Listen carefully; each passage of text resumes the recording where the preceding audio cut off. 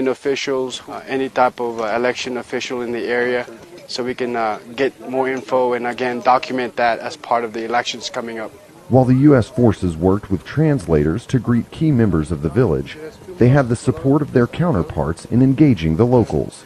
I got the ANA out there to pass out some flyers regarding the local election, and I believe that some of the elders were very receptive into them passing that out, so I think you got the message across. The unannounced visit not only helped get the word out about the upcoming elections, it also provided U.S. forces with some valuable information.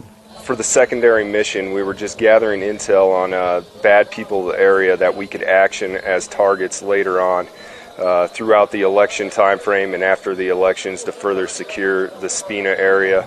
After moving through the entire village, the team saw their efforts as a success.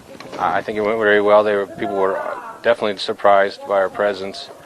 Not hostile in any way, but they were surprised by the Afghan army being with us. It demonstrated to the people the ability for the Afghan security forces to secure the population anywhere in the country.